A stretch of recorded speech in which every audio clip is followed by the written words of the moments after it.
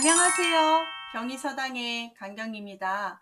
오늘은 우리 마음을 전달한다든지 마음을 어떻게 가지고 있는지 많은 고사성어가 있지만 그 중에서 좀 몇 가지를 뽑아와 봤습니다. 한번 마음의 전달, 마음을 어떻게 가지는지 한번 보실까요? 첫 번째 일편단심이라고 하는데 한일, 조각편, 붉을땀, 마음식, 한 조각의 붉은 마음이라고 해서 내가 어떤 사람을 향한 마음이 변치 않고 정성을 다해서 그 사람 한 사람만 쳐다보는 마음을 일편단심이라고 표현하잖아요. 마음이 변하지 않고 오로지 그 사람에게만 향하는 변치 않는 마음, 일편단심. 많이 보던 말이네요. 두 번째 이심전심은 사용하다 써이 마음심, 마음을 써서 마음으로써 전할점 마음심, 마음을 전달하다. 글씨를 쓰지 않고 어떤 제스처를 하지도 않고 마음, 즉 텔레파시 같은 마음과 마음이 서로 통하는 걸 이심전심이라고 하는데 이건 유래가 좀 있지요. 마음과 마음을 전달하는 표현인데 석가와 가섭이라는 사람 이야기죠. 석가모니가 한 번은 딱 강의를 제자들한테 하는데 연꽃을 하나 들고 딱 서 있었습니다. 그때 지그시 미소를 지었는데 지그시 미소로 답하는 제자가 한 명 있었는데 그게 가섭이라는 제자였다고 하죠. 그래서 두 번째 염화미소라고 해서 가지렴, 집을렴, 꽃화, 꽃을 집고 미소, 웃었다 해서 염화미소, 부처께서 석가께서 미소를 지었더니 가섭이 웃었더라라고 해서 염화미소 이 말도 마음과 마음이 통한다는 말이 되겠습니다. 이신점신과 염화미소가 같은 말이라면 네 번째 보십시오. 이것도 마음을 전달하는 건데 불림문자라고 해서 이렇게 미소를 지어서 서로 통할 때 문자를 세우지 않았다. 문자 쓰지 않았죠. 문자를 쓰지 않았는데 통했으며 교회 별점, 가르치는 것 별도의 전달할 수 있는 다른 별다른 것, 가르치는 것밖에 별도의 전달함이 있었다라고 해서 자, 마음이 통했다, 마음이 통했다, 글로 하지 않아도 가르치지 않아도 통했다 이렇게 표현하는 말들이 바로 마음이 통한다는 공통점이 있는 사자성어가 되겠습니다. 자, 마음과 마음이 통한다. 그런 적 있죠.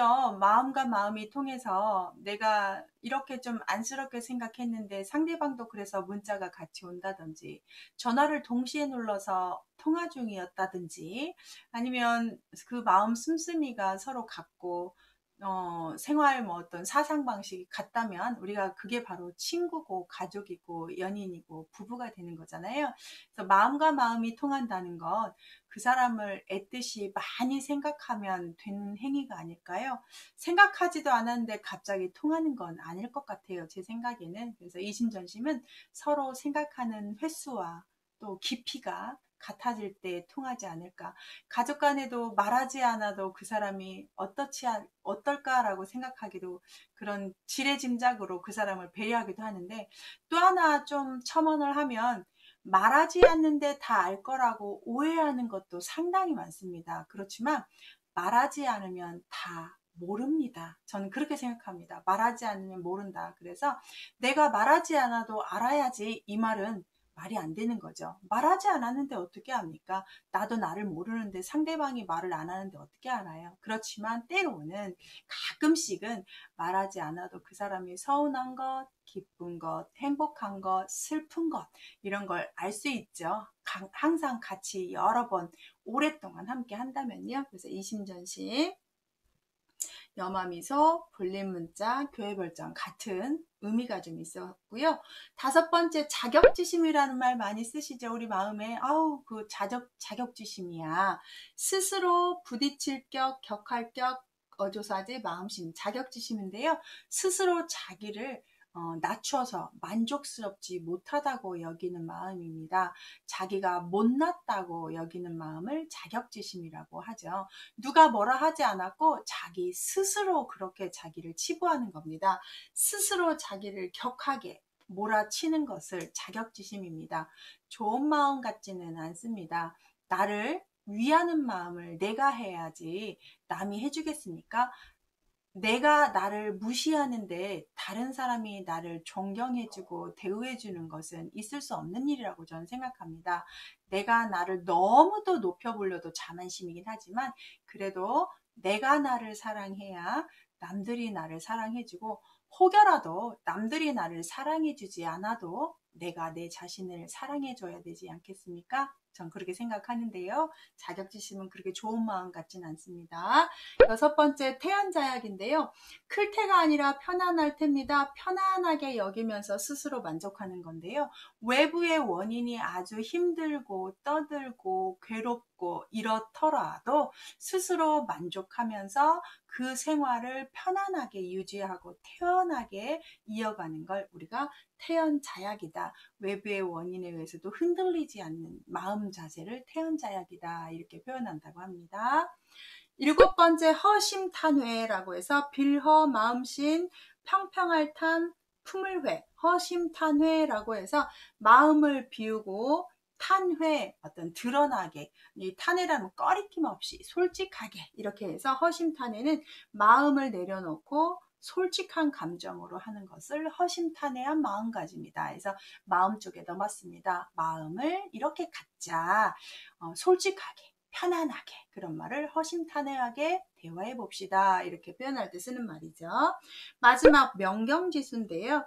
맑은 거울같이 멈춰있는 고요한 물같이 성품이 울그락불그락하지 않고 거짓말하지 않고 깨끗한 거울처럼 지수 고요한 물처럼 성품을 지닌 그런 마음가짐을 가진 사람이 있었는데요.